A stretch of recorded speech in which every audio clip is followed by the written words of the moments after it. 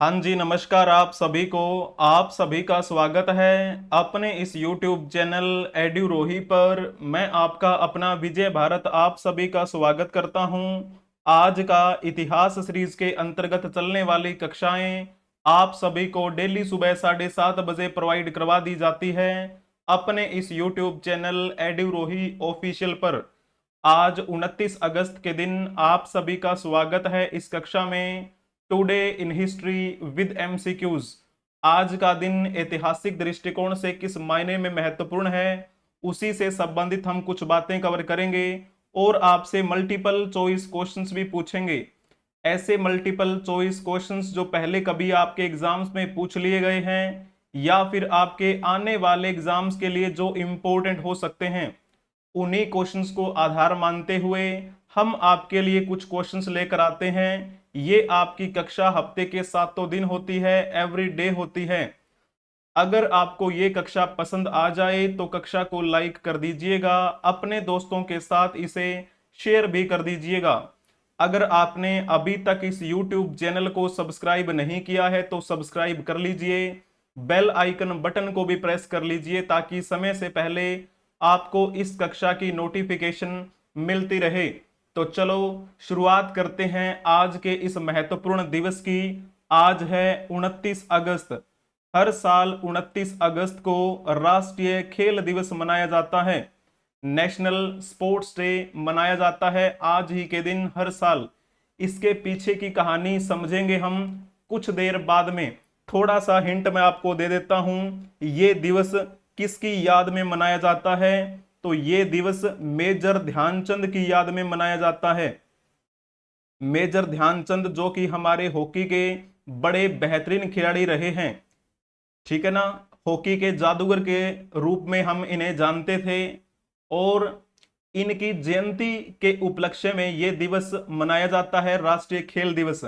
थोड़ी देर रुक जाइए, उसके बाद जब हम जयंती के बारे में बात करेंगे उस समय इनकी बात करेंगे और ये आपका राष्ट्रीय खेल दिवस वाला पोर्शन भी वहां पर कंप्लीट हो जाएगा। ठीक है, थोड़ा सा वेट कीजिए।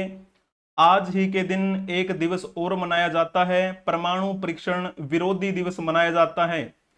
किस दिन मनाया जाता है? हर साल को ये 29 अगस्त के दिन मनाया जाता है। इसके मनाए जाने के पीछे का बैकग्राउंड क्या है उसको हमें समझना है। लोगों में परमाणु हथियारों से होने वाले नुकसान एवं उनके दुष्प्रभावों के बारे में उन्हें जागरूक करना इस दिवस को मनाए जाने का लक्ष्य है। जब हम बात करें इसकी शुरुआत कैसे हुई थी, तो थोड़ा सा आपको चलना पड़ेगा फ्लैशबैक में। 2 दिसंबर 2009 की बात है।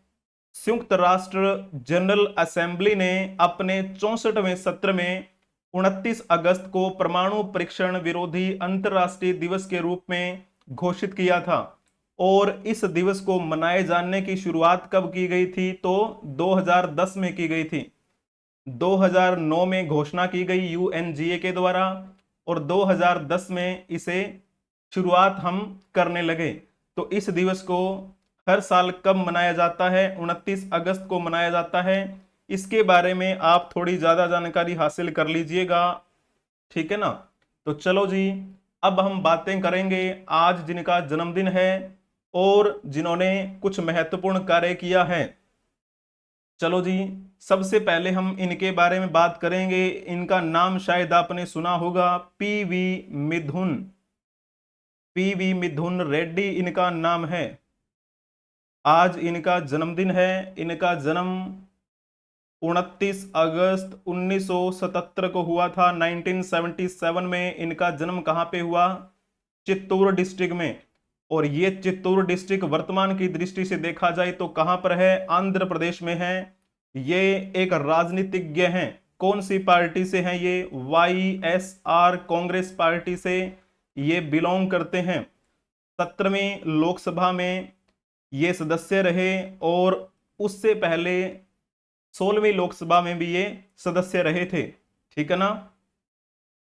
16वीं लोकसभा और 17वीं लोकसभा। वर्तमान में कौन सी लोकसभा चल रही है? 18वीं लोकसभा चल रही है। 18वीं लोकसभा के अध्यक्ष कौन है? ओम बिरला। ओम बिरला दूसरी बार बने हैं अध्यक्ष लोकसभा के। पीवी मिथुन रेड्डी का संबंध किस राज्य से है? तो आपको लिख देना है आंध्र प्रदेश से है। अब आप एक क्वेश्चन बताइएगा, आंध्र प्रदेश राज्य के वर्तमान राज्यपाल कौन हैं?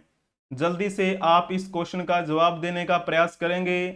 अगर आपने लिखा होगा एस अब्दुल नाजिर तो आपने बिल्कुल अच्छा जवाब दिया है। ये एक रिटायर्ड न्यायाधीश हैं सुप्रीम कोर्ट के, ठीक है ना। तो बाकी ऑप्शंस के बारे में बातें कवर कर लेते हैं। मंगू भाई छगन भाई पटेल वर्तमान में मध्य प्रदेश के राज्यपाल की भूमिका निभा रहे हैं। वहीं जब हम बात करें राजेंद्र विश्वनाथ अर्लेकर की, तो ये वर्तमान में बिहार राज्य के राज्यपाल हैं। बंडारू दत्तात्रेय की बात की जाती है तो ये वर्तमान में हरियाणा राज्य के राज्यपाल की भूमिका निभा रहे हैं।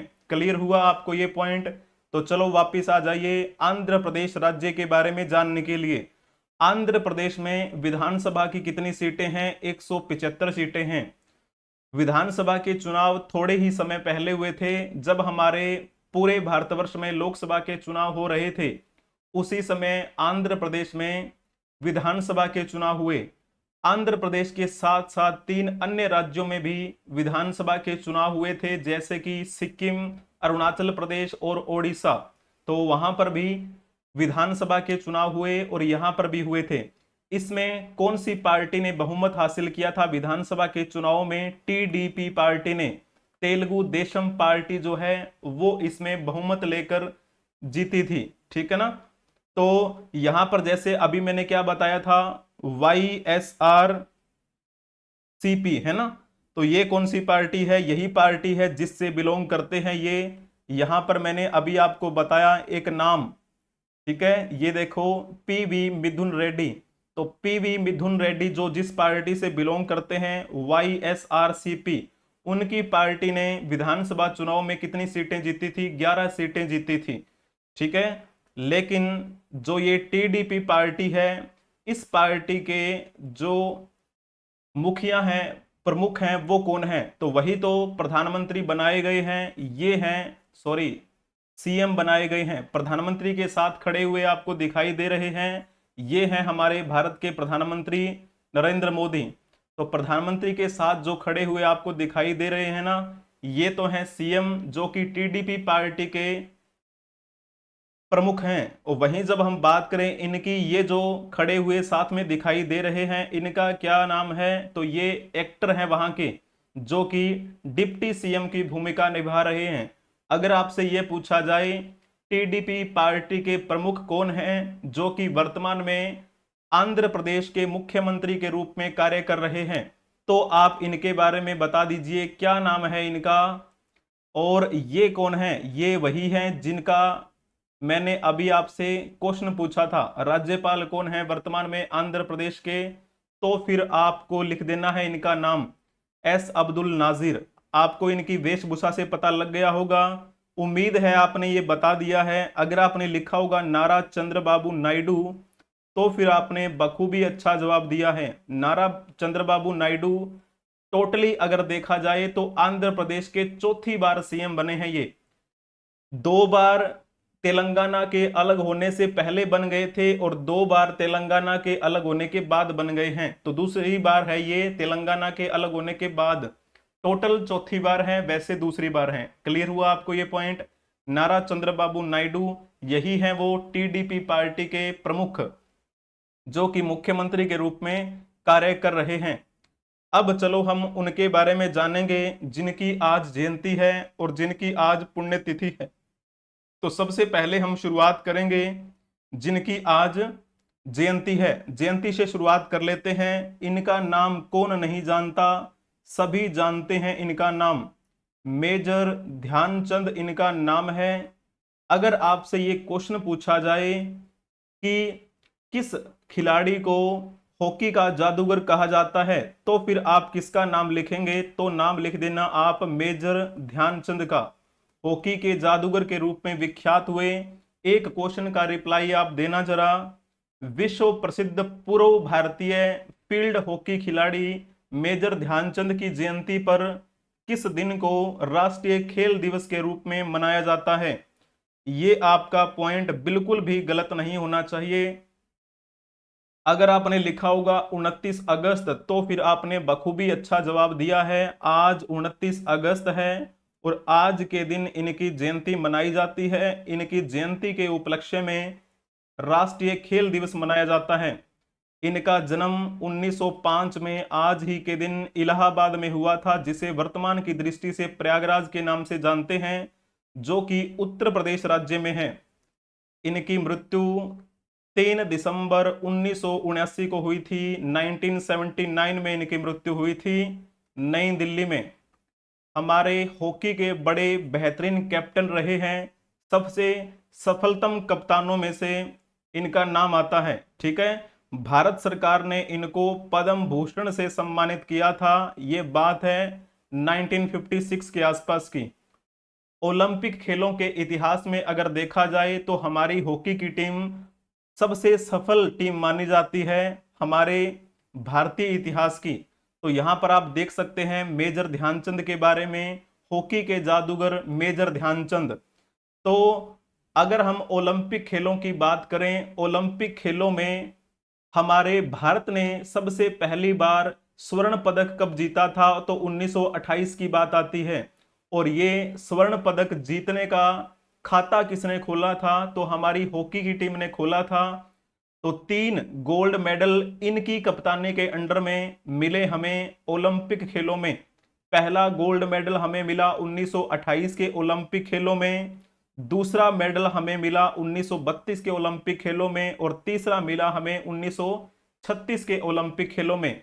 और ओलंपिक खेल जो हैं हर 4 साल बाद होते हैं, यानी कि लगातार तीन तीन टाइम लगातार 3 बार ओलंपिक खेलों में गोल्ड मेडल जिताया हमें हॉकी के जादूगर मेजर ध्यानचंद ने। तो इनके बारे में थोड़ा आप ज्यादा जानकारी हासिल कर लीजिएगा।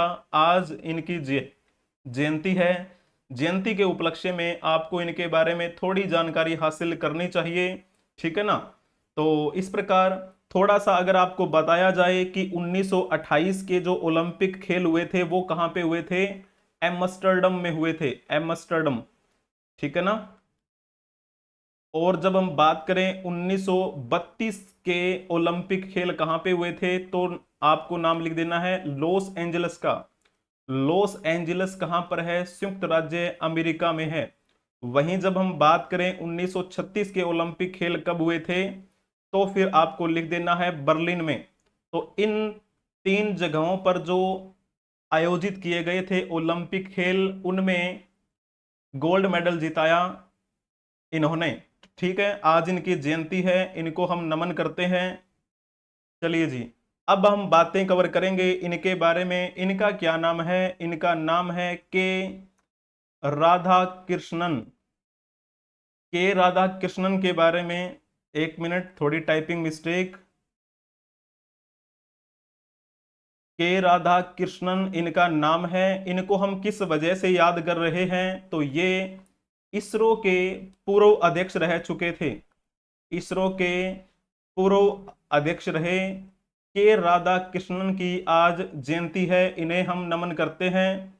तो जब हम बात करें इनका जन्म कब हुआ था, 29 अगस्त 1949 को इनका जन्म हुआ था केरल में। थोड़ा सा हम बात करें अगर इसरो के बारे में, आप इसरो के बारे में बताने का कष्ट करेंगे थोड़ा सा। इसरो की स्थापना कब हुई थी, जल्दी से आपको बताना है। इसरो की स्थापना अगर आपने लिखा होगा 1969 तो फिर आपने बखूबी अच्छा जवाब दिया है। इनका अगर हम स्थापना दिवस बताएं तो कब मनाया जाता है, 15 अगस्त 1969 को इसरो की स्थापना हुई थी।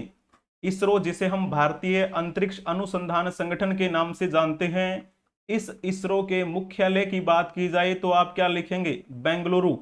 इसरो का मुख्यालय कहां पर है, बेंगलुरु में है। और इसी इसरो के अध्यक्ष के रूप में कार्य किया था हमारे भारत के वैज्ञानिक के राधा कृष्णन ने।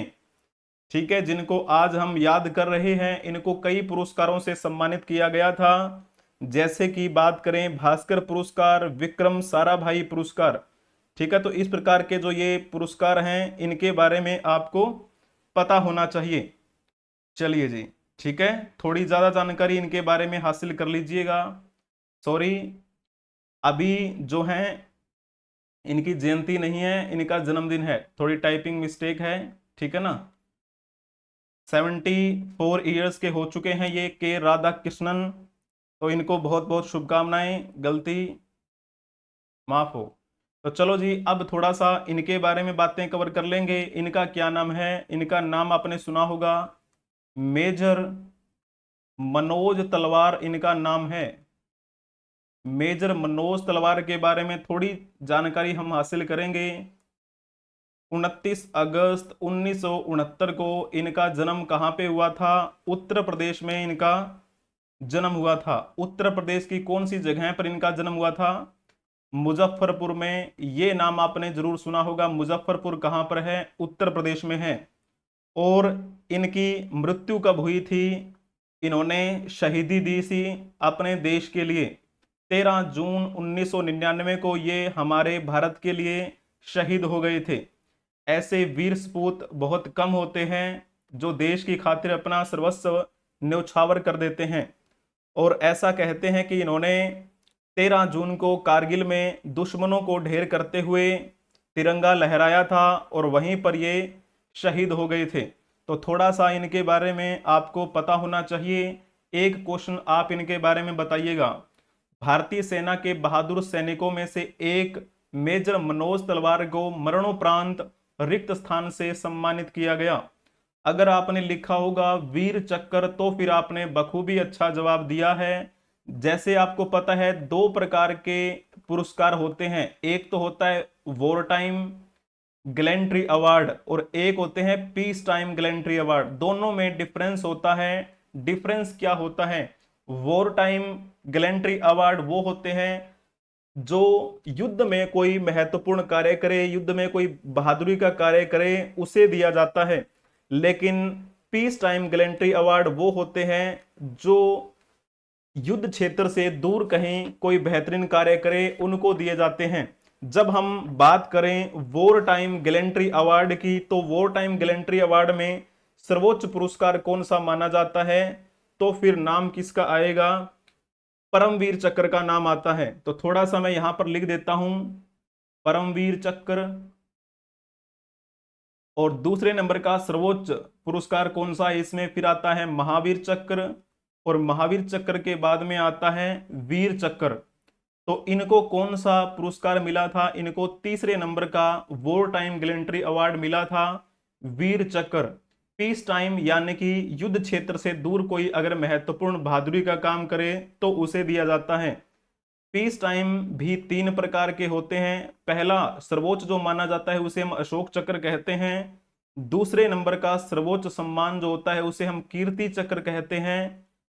और इसमें तीसरे नंबर का जो होता है उसे हम शौर्य चक्र के नाम से जानते हैं। तो इस प्रकार तीन तीन प्रकार के ये गैलेंट्री अवार्ड्स होते हैं। इसके बारे में थोड़ा आप जानकारी हासिल कर लीजिएगा।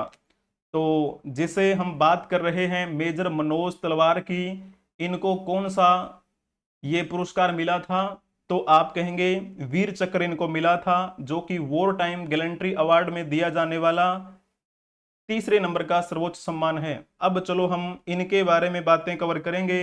इनका क्या नाम है?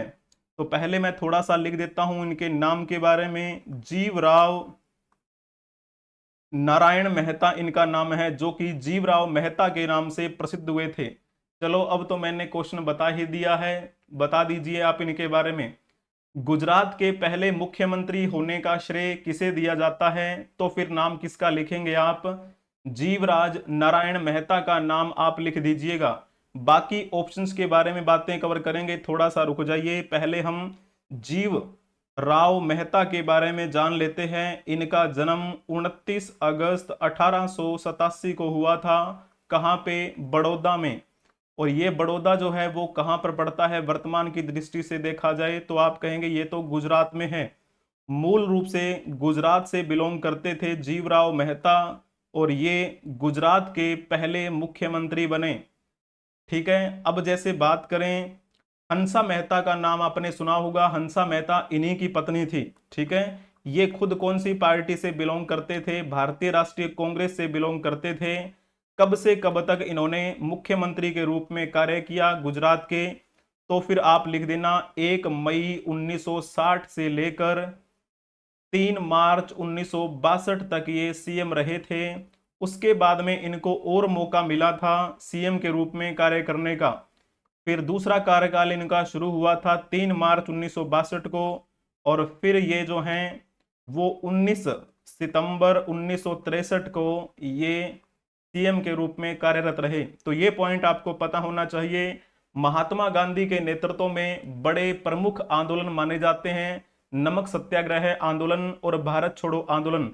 उन दोनों आंदोलनों में मुख्य भूमिका निभाई थी जीवराव मेहता ने, और इनको गुजरात के पहले मुख्यमंत्री होने का श्रेय दिया जाता है। बाकी ऑप्शंस के बारे में बात कर लेते हैं।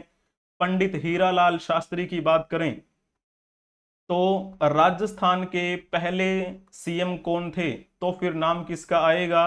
पंडित हीरालाल शास्त्री का नाम आप लिख देना। आजादी के बाद राजस्थान के पहले मुख्यमंत्री बने थे पंडित हीरालाल शास्त्री। भगवत दयाल शर्मा की बात करें तो हरियाणा के पहले सीएम कौन कहे जाते हैं, तो फिर नाम आप लिख देना भगवत दयाल शर्मा का। चौधरी ब्रह्म प्रकाश की बात की जाती है तो दिल्ली के पहले सीएम कौन रहे थे, तो नाम आएगा चौधरी ब्रह्म प्रकाश का। इस प्रकार आपको कुछ बातें जो हैं वो ध्यान में रखनी है। अब हम नेक्स्ट बात करेंगे इनके बारे में। इनका नाम आप जरूर सुने होंगे, इनका नाम है माधव श्री हरि अणे। माधव श्री हरि अणे के बारे में आपको थोड़ी बात बता देते हैं। इनका जन्म आज ही के दिन 1880 में हुआ था। कहाँ पे? महाराष्ट्र में इनका जन्म हुआ था। महाराष्ट्र। इनकी जो आप कैप देख रहे होंगे उसका स्टाइल भी कुछ वैसा ही है। और इनकी मृत्यु 26 जनवरी 1968 को हुई थी। जब हम बात करें इन्होंने किस किस रूप में कार्य किया, लोकसभा के सदस्य रहे थे 1959 से लेकर 1967 तक। बिहार के राज्यपाल के रूप में इन्होंने कार्य किया। आप इनके बारे में एक क्वेश्चन बताइएगा। भारत की आजादी के लिए लड़ने वाले स्वतंत्रता सेनानियों में से एक माधव श्री हरि अणे किस उपनाम से प्रसिद्ध हुए थे, तो फिर क्या आप ऑप्शन टिक करेंगे? अगर आपने लिखा होगा बापूजी तो फिर आपने बिल्कुल ठीक लिखा है। इनको उस समय बापूजी अणे कहा जाता था, या फिर इनको कई बार लोकनायक अणे भी कहा जाने लगा। लोकनायक अणे के नाम से कौन प्रसिद्ध हुए, तो भी नाम इनका आएगा। बाकी चलो बात कर लेते हैं ऑप्शंस के बारे में, जो ऑप्शन इसमें दिए गए हैं। महात्मा के नाम से कौन प्रसिद्ध हुए थे, तो गांधी जी के बारे में आपने सुना होगा मोहनदास करमचंद गांधी। देश बंधु के नाम से कौन प्रसिद्ध हुए थे? चित्तरंजन दास। देश बंधु चित्तरंजन दास, जिनको हम कहते हैं सुभाष चंद्र बोस के गुरु थे। बाबा साहब के नाम से कौन प्रसिद्ध हुए थे? डॉक्टर भीमराव अंबेडकर। डॉक्टर भीमराव अंबेडकर के बारे में आपको पता होना चाहिए। पिछले साल डॉक्टर भीमराव अंबेडकर की मूर्ति लगी थी यूएसए में 19 फीट की। ठीक है ना, थोड़ा आप जानकारी हासिल कर लीजिए। और एक मूर्ति पिछले साल इनकी जो है बननी शुरू हुई थी महाराष्ट्र के चित्तूर क्षेत्र में। ठीक है, और एक इनकी मूर्ति बनाई गई थी तेलंगाना में। तो आप जान लीजिएगा। हम बात कर रहे थे माधव श्री हरि अणे के बारे में, जिन्होंने नमक सत्याग्रह में महात्मा गांधी के साथ जेल की सजा भोगी थी। ठीक है, थोड़ा इनके बारे में आप जानकारी हासिल कर लीजिएगा। अब हम बातें कवर करेंगे उनके बारे में जिनकी आज पुण्यतिथि है। तो सबसे पहले इनके बारे में बातें कवर करेंगे। इनका क्या नाम है? आपने नाम इनका जरूर सुना होगा, काजी नजरुल इस्लाम इनका नाम है। काजी नजरुल इस्लाम। इनका जन्म कब हुआ था? 24 मई 1899 को इनका जन्म हुआ था। पहले आप इनके बारे में एक क्वेश्चन बताएंगे, फिर हम बातें कवर करेंगे इनके बारे में। प्रसिद्ध बंगाली कवि, संगीत सम्राट, संगीतकार और दार्शनिक काजी नसरुल इस्लाम को भारत सरकार द्वारा पद्म भूषण से किस वर्ष सम्मानित किया गया? पद्म भूषण हमारे भारत का तीसरे नंबर का सर्वोच्च नागरिक सम्मान है। इनको ये पुरस्कार भारत सरकार द्वारा कब दिया गया था? 1960 की बात है। और जैसे बात करें, इनका जन्म 24 मई 1899 को कहां पे हुआ था? वर्धमान डिस्ट्रिक्ट में हुआ था। और वो वर्धमान क्षेत्र वर्तमान की दृष्टि से कहां पर पड़ता है? तो पश्चिम बंगाल में है। पश्चिम बंगाल में है, यानी कि बंगाली भाषा इनको बखूबी आती थी। और क्वेश्चन में लिखा भी हुआ है प्रसिद्ध बंगाली कवि। और इनकी मृत्यु आज ही के दिन हुई थी 1976 में। वर्तमान की दृष्टि से अगर देखा जाए तो इनकी जो मृत्यु का क्षेत्र है वो कौन सा है? ढाका। जो वर्तमान की दृष्टि से कहां पर पड़ता है? तो ये बांग्लादेश में है। बांग्लादेश की राजधानी है ढाका, वहीं पर इनकी मृत्यु हुई थी। इन्होंने बंगाली जो भाषा थी उसके बारे में बखूबी जानकारी हासिल की और बंगाली भाषी कवि के नाम से ये प्रसिद्ध हुए थे। भारत सरकार ने इनको पद्म भूषण से सम्मानित किया 1960 में। इंडिपेंडेंट डे अवार्ड से भी इनको सम्मानित किया गया था 1977 में। क्लियर हुआ? इनके बारे में आप और ज्यादा जानकारी हासिल कर लीजिएगा। आज के दिन इनकी पुण्यतिथि है। चलो जी, अब हम इनके बारे में जानकारी हासिल करेंगे। इनका क्या नाम है? तो पहले आप इनका एक क्वेश्चन बताएंगे इनसे संबंधित। बनारसी दास गुप्ता के बारे में। स्वतंत्रता सेनानी रहे, हिंदी भाषा के समर्थक भी रहे, एक यथार्थवादी आदर्शवादी नेता के रूप में इन्होंने अपनी पहचान बनाई। आप ये बताइएगा इनके बारे में कि ये कौन से राज्य से मुख्यमंत्री बने थे। तो जल्दी से आपको बताना है बनारसी दास गुप्ता के बारे में। अगर आपने लिखा होगा हरियाणा तो आपने बखूबी अच्छा जवाब दिया है। इनका जन्म 5 नवंबर 1917 को हुआ था। कहां पर इनका जन्म हुआ था? हरियाणा में इनका जन्म हुआ था, भिवानी डिस्ट्रिक्ट में। भिवानी एक जिले का नाम है जो कि हरियाणा में है। और हरियाणा के सीएम के रूप में इन्होंने कार्य किया। 29 अगस्त 2007 को इनकी मृत्यु हुई थी आज ही के दिन। आजादी से पहले इन्होंने स्वतंत्रता संग्राम में भाग लिया, इस वजह से हम इनको स्वतंत्रता सेनानी कहते हैं। जब 1942 में भारत छोड़ो आंदोलन की शुरुआत हुई थी महात्मा गांधी के नेतृत्व में, उस समय इनको 2 साल जेल में जाना पड़ा था। 1942 से लेकर 1944 तक ये जेल में रहे थे। उसके बाद इनको मौका मिला बाहर आने का, बाहर आए।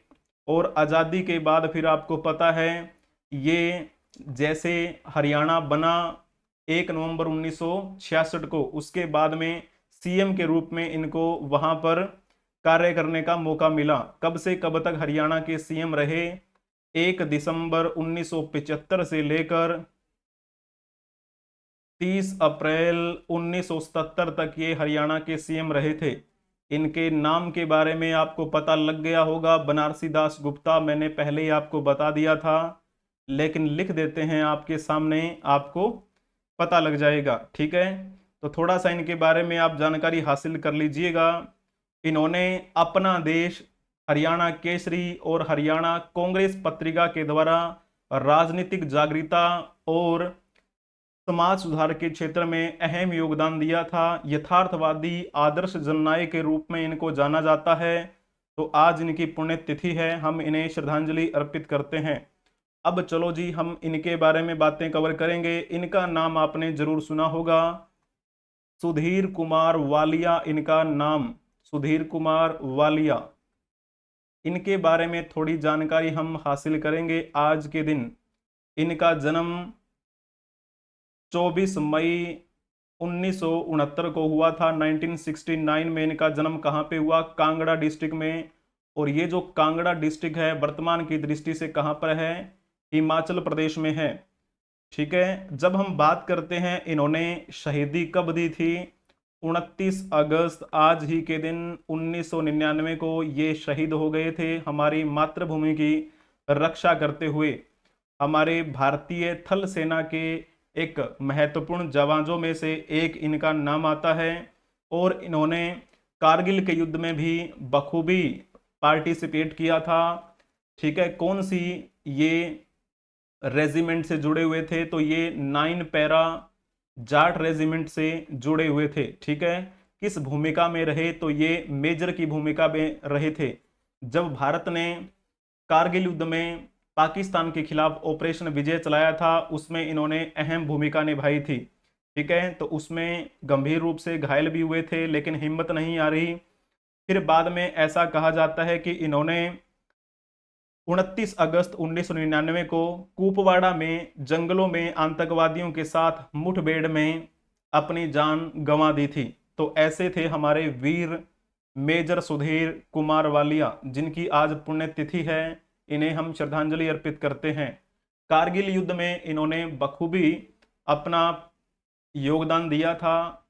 जल्दी से आप ये बता दीजिएगा, कारगिल युद्ध कितने लंबे समय तक चला? अगर आपने बी ऑप्शन टिक किया होगा तो आपने बखूबी अच्छा जवाब दिया है। 3 मई 1999 से लेकर 26 जुलाई 1999 तक ये कारगिल में रहे थे। हालांकि स्वतंत्रता के बाद अगर देखा जाए तो भारत और पाकिस्तान के बीच में कई युद्ध हुए हैं, है ना।